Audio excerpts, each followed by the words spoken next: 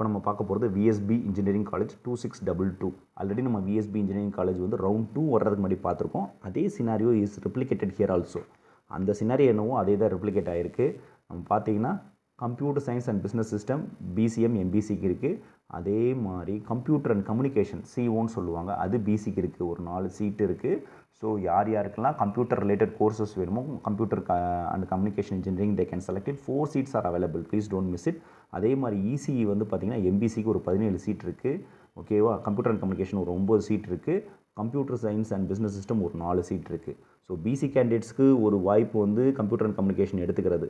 Plus எம்பிசிக்கு வந்து CB computer science and business system, computer and communication engineering, electronics and communication engineering and electrical electronics also is available. Okay, இதெல்லாம் available.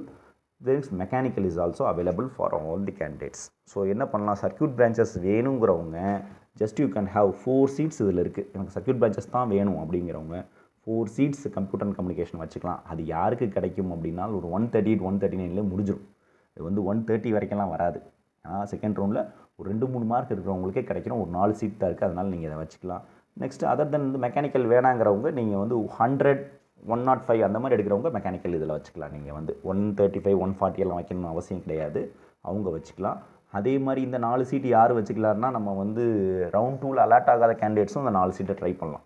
சரியா? அது நீங்கள் பார்த்துக்கோங்க, அதை பிளான் பண்ணிக்கோங்க. நீங்கள் வந்து 4 சீட்டு 3 சீட் இருக்கிறதெல்லாம் கொஞ்சம் ஃபஸ்ட் ஆப்ஷனாக வச்சுக்கோங்க. ஏன்னா அது கிடைக்கிறதுக்கான வாய்ப்புகள் வந்து அந்த ஹை மார்க் எடுத்தவங்களுக்கு கிடைக்கும். இப்போ ஒருத்தர் 143 எடுத்துகிட்டு செகண்ட் ரவுண்ட்லேருந்து தேர்ட் ரவுண்ட் வராருன்னா அவர் இந்த 4 சீட்டு வந்து வச்சுக்கலாம். ஏன்னால் வந்து அவங்களுக்குரியது வந்து அவங்க ஃபஸ்ட்டு எடுப்பாங்க. அப்போ கம்ப்யூட்டர் கம்யூனிகேஷன் 4 சீட்டில் அவருக்கு ஈஸியாக கிடச்சிரும்.